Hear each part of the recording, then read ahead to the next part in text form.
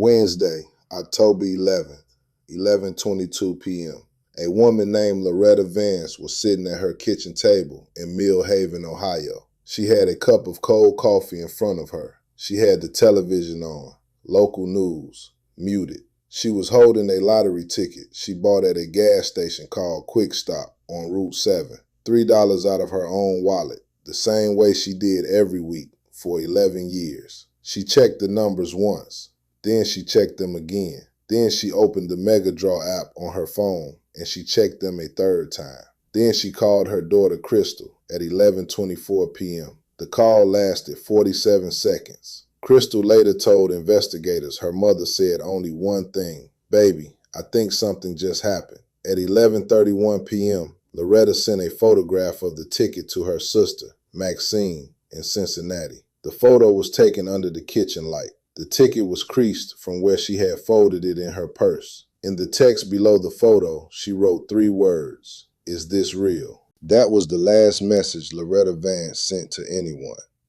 By Friday morning, October 13th at 7:14 a.m., she was floating face down in the swimming pool behind the home she shared with her husband, Raymond Vance. She was 53 years old. She was the sole registered holder of a Mega Draw jackpot worth $188 million. Nobody went to prison for this. My name is Marcus Cole, 28 years in law enforcement, 8 with the NYPD, 20 with the Chicago Unsolved Homicides Task Force before I retired in 2019. I have worked 112 homicide cases. I know what an accident looks like. I know what a cover looks like, and I know the difference. Subscribe to this channel right now, and tell me in the comments, do you believe the official story? This is what I know about Loretta Ann Vance. She was born in Dayton, Ohio in 1971. She grew up in a working-class neighborhood, the second of 4 kids. Her father worked a loading dock. Her mother cleaned hotel rooms. Loretta graduated from Jefferson High School in 1989, got a certificate in medical billing, and spent the next 30 years processing insurance claims for a regional hospital network. She was good at her job. Colleagues described her as meticulous. That word came up 3 times in the interviews I reviewed. Meticulous. The kind of person who checked things twice, 3 times.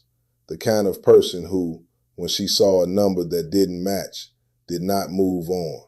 She married Raymond Vance in 1994. Raymond was 41 at the time of Loretta's death, 12 years younger than his wife. He worked intermittently, roofing, contracting, a brief stretch managing a car wash. By October of that year, Raymond had not held a steady job in 14 months. Court records from 2021 show he had defaulted on a personal loan of $22,000. His credit score, obtained legally through subsequent litigation, was 511. They had 1 child together, a son named Derek, who was 24 and living in Columbus. From a previous relationship, Loretta had her daughter Crystal, 28, who lived 40 minutes away in a town called Briarwood. The house on Caldwell Drive was Loretta's. She bought it in 2007 in her name alone. It had an in-ground pool she had installed in 2018 after a small inheritance from her father. She paid for it with a check. Her name was on the check. Raymond's name was not on the deed. But Raymond Vance had recently, and I want you to pay attention to the timing here, Raymond Vance had recently asked Loretta to add his name to the property title. She had not done it yet. Now let me take you through the 36 hours between the ticket and the body. Wednesday night, 11:22 p.m. Loretta checks the numbers. We've established this. She calls Crystal. She texts Maxine. Then, according to phone records, she makes one more call. At 11:58 p.m., she calls Raymond's cell phone. The call lasts 4 minutes and 19 seconds. Raymond was not home that night. He had told Loretta he was at his friend Dennis Holbert's house watching a football game. Dennis Holbert later confirmed Raymond was there. Raymond left Dennis's house at 12:08 a.m. He arrived home, according to a neighbor's Ring camera, at 12:31 a.m. 23 minutes. The drive from Dennis Holbert's house to Caldwell Drive is 11 minutes. I want you to sit with that 12-minute gap.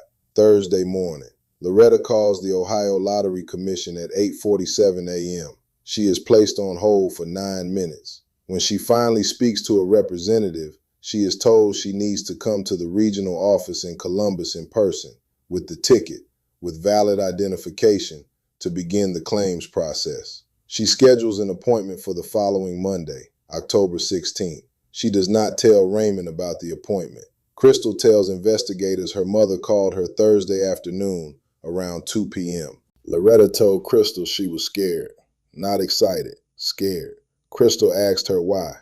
Loretta said, and I am quoting from Crystal's statement to the Millhaven Police Department, "She told me she didn't know who to trust right now. She said she needed a few days to think before she told people." Crystal asked her, "Does Raymond know?"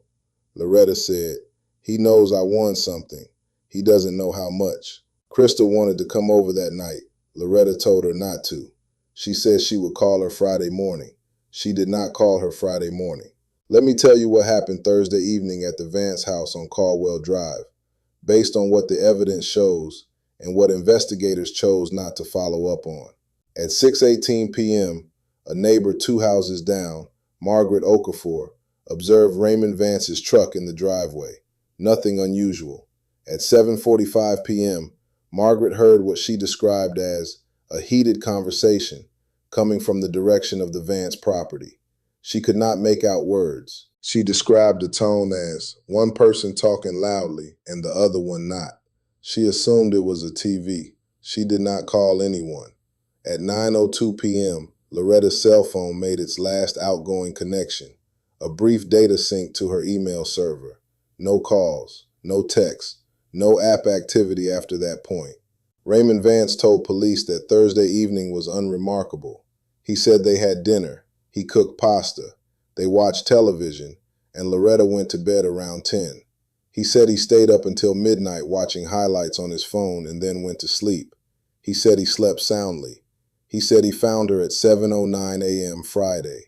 He said he woke up, saw she wasn't in bed, assumed she went for an early walk, went to the kitchen to make coffee, looked out the window toward the backyard, and saw her in the pool. He called 911 at 7:14 a.m. The call lasted 6 minutes and 40 seconds. I have listened to that recording. I want to tell you something I have learned from 28 years of working cases involving people who discover the body of someone they love. When someone finds the body of a spouse, genuinely finds them, unexpectedly, without warning, they do not speak calmly. They do not say, "I believe my wife has drowned." The nervous system takes over. You lose words. You hyperventilate. You scream or you go silent, and the dispatcher has to carry the call. Raymond Vance spoke calmly. He provided his address correctly on the first attempt. He answered questions in complete sentences. He said, "I believe my wife has drowned," at the 2-minute mark. I have worked homicide cases for 2 decades. I am telling you what that call sounds like to me. Millhaven PD responded at 7:22 a.m. First officers on scene were patrol officers Dennis Carey and Sandra Buell. They secured the scene. Emergency services attempted resuscitation. Loretta Vance was pronounced dead at 7:49 a.m. The pool showed no signs of forced struggle on the deck. No knocked over furniture, no broken nails, no blood. The filter system was running normally. The water temperature was 61 degrees Fahrenheit. In October, in Ohio, at night, 61 degrees is cold. Cold enough to cause incapacitation if you are in there long enough. But Loretta Vance did not swim. This is documented. Crystal told investigators her mother had not entered the pool since September and only entered it occasionally even in summer. Her swimming ability was described as basic. Here is the question the Millhaven PD did not formally answer. What was Loretta Vance doing at the pool in 61-degree water at night the day after she won $188 million? The medical examiner's report, and I have read the summary that was made public, as well as notes from a forensic consultant who reviewed the case independently. The medical examiner's report listed the cause of death as accidental drowning, Manner of death, accident. Contributing factor, elevated blood alcohol content. 0.12. Raymond Vance told police Loretta did not drink. Crystal Vance told police her mother had not consumed alcohol in over 4 years, following a period of heavy drinking in her early 40s that she had worked through with the help of a church-based recovery group. Crystal provided the name of Loretta's group leader, a woman named Pastor Andrea Sims, who confirmed Loretta had been sober since 2021. A blood alcohol level of 0.12 in a woman who did not drink, who had been sober for 4 years, found in a pool she was not in the habit of entering, the night before she was scheduled, in her own mind at least, to begin the process of claiming $188 million. The Millhaven Police Department closed the case as accidental drowning within 9 days. 9 days. Let me tell you about Raymond Vance and the money. Loretta held the winning ticket. The ticket was purchased by Loretta alone with her own money. In the state of Ohio, lottery winnings belong to the ticket holder. If the ticket holder dies before claiming, the winnings pass through the estate. If the ticket holder dies without a will, and Loretta Vance did not have a will, this was confirmed during probate. The estate goes to the surviving spouse.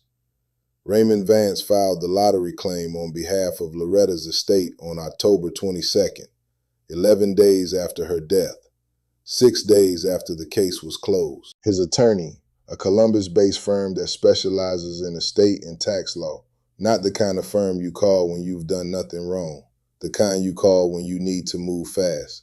His attorney filed all the necessary paperwork. The Ohio Lottery Commission paid out to the estate. Raymond Vance, as the sole heir of that estate, received a lump sum payout of $112 million after taxes. $112 million. To a man with a credit score of 511. To a man who had not worked in 14 months. To a man who told police his wife, who had been sober for 4 years, simply got drunk and fell into her own pool on the night she became the richest person she had ever known. Crystal Vance hired a private attorney. She filed a civil suit challenging the estate distribution, arguing her mother had intended to update her will and that Raymond had exerted undue influence in the marriage. The civil suit was filed in March of the following year. It was dismissed in June on procedural grounds. A subsequent appeal was denied. Crystal also went to the Millhaven PD and requested that the case be reopened. She was told the case was closed and that the medical examiner's findings were conclusive. She then contacted the Ohio Bureau of Criminal Investigation. A BCI review was conducted. The BCI confirmed the ME findings and declined to take further action. I want to tell you something about how these reviews work. When a local agency closes a case and a state agency reviews it, the state agency is not starting from scratch. They are reviewing what the local agency did. If the local agency failed to collect certain evidence, soil samples from the pool deck, a full toxicology screen that tests for sedatives and not just alcohol, a proper timeline reconstruction using cell tower data, the state agency cannot review what was never gathered. Absence of evidence is not evidence of absence, but it is often treated that way. The full toxicology screen done on Loretta Vance tested for alcohol and a standard panel of controlled substances. It did not include GHB. It did not include chlorohydrate. It did not include several other central nervous system depressants that leave the body within 12 to 18 hours and that do not show up on standard panels. I am not saying these substances were present. I am saying we do not know, because no one looked. I am 59 years old. I retired because I was tired of watching cases get built around a conclusion instead of built toward the truth. The system is not designed to find the truth. It is designed to produce a verdict. Those are not the same thing. Now let me tell you who else was in Loretta's orbit in the days leading up to October 11th. Her brother-in-law, Gary Vance, Raymond's younger brother, had been living in Raymond's workshop behind the Caldwell Drive property since August. Raymond had let him stay there after Gary lost his apartment. Gary was present on the property on the night of October 11th. according to Raymond's own statement to police. Raymond mentioned it almost in passing. Gary was out back. He usually goes to sleep early. Police spoke to Gary Vance once, a single interview conducted informally at the house, not recorded. Gary confirmed he had been in the workshop. He said he heard nothing. He was not polygraphed. He was not asked about the 12-minute gap in Raymond's timeline on Wednesday night. He was not asked about anything that happened between the time Loretta went to bed and the time Raymond says he found her. Gary Vance moved out of the workshop in December of that year. By February, Raymond had purchased Gary a pickup truck, new, a $38,000 vehicle, paid in cash. I am not drawing a conclusion for you. I am showing you what is there. The other name that appears in peripheral statements is a woman named Terry Maddox. Terry was a former co-worker of Raymond's from his time at the car wash. Multiple neighbors described seeing Terry's car, a silver Honda Civic with a cracked left tail light, described consistently enough that I am confident we are talking about one vehicle, parked on Caldwell Drive on several occasions in the months before Loretta's death. One neighbor placed the car there as recently as October 3rd, 8 days before the lottery. Raymond Vance was asked about Terry Maddox once, by Crystal's private investigator, not by police. Raymond said Terry was just a friend and declined to elaborate. Terry Maddox declined all interviews. 18 months after Loretta's death, Raymond Vance sold the Caldwell Drive property for $640,000. He moved to Scottsdale, Arizona. His social media, which I reviewed through public posts, shows a man living well. A new vehicle, travel, a presence in his life that appears consistent with the companion, though no name is publicly attached. Crystal Vance still lives in Briarwood, Ohio. She still calls the BCI every few months. She has told her story to 3 local journalists. None of them published it. One told her the story was compelling but unverifiable. That is a real thing a journalist said to a daughter whose mother is dead. Let me give you the lesson, because there is always a lesson. When you win a significant amount of money, and it does not have to be $188 million, it can be $200,000, it can be $50,000. The danger is not strangers. The danger is proximity. The people who already know where you live, the people who already have access, the people who have something to gain, and who find out before you have had time to protect yourself. Loretta Vance made 4 phone calls after she checked those numbers. She called the lottery, which was right. But before she called a lawyer, before she called a financial advisor, before she had any legal document in place that designated her wishes for that money, she called the people closest to her. And one of those people was Raymond Vance. Security experts and estate attorneys who work with lottery winners say the same thing in different words. The first 24 hours are the most dangerous. You need a plan before you tell anyone, an attorney on the phone, a trusted person with you physically, a documented statement of your intentions, your beneficiaries, your wishes. Loretta had none of that. She had a folded ticket on her kitchen table and her husband who already knew she had won. She had an appointment scheduled for Monday. She never made it to Monday. I am not going to tell you Raymond Vance murdered his wife. I was not there. I do not have the full case file. I have the public record, the ME summary, the civil court documents, the statements Crystal Vance shared with investigators and journalists. In 28 years of looking at cases like this one, what I will tell you is this: the investigation was inadequate. The timeline was never fully reconstructed. The toxicology was incomplete. A key witness, Gary Vance, was interviewed once, informally, and never revisited. The financial motive was overwhelming and was never seriously treated as such. The case was closed in 9 days. Loretta Ann Vance checked those numbers 3 times because she was meticulous. She spent 30 years catching errors in insurance billing. She knew how to look at a number and ask, is this real? Nobody applied that same standard to her death. Raymond Vance is currently living in Scottsdale, Arizona. He has not been charged with any crime. He is in possession of $112 million. Loretta Vance is buried in a cemetery in Millhaven, Ohio. Her grave is maintained by her daughter Crystal, who drives 40 minutes each way to keep the flowers fresh. That is the case. That is where it stands. If you know something about a case like this, if you have information, If you were there, if someone told you something, you can reach out through this channel. I read everything. I respond when I can. Some of what gets sent to me ends up in future episodes. And if this case makes you angry, good. Hold on to that. Because anger that is focused and specific is the only thing that has ever changed anything in this country. My name is Marcus Cole. I'll be back next week.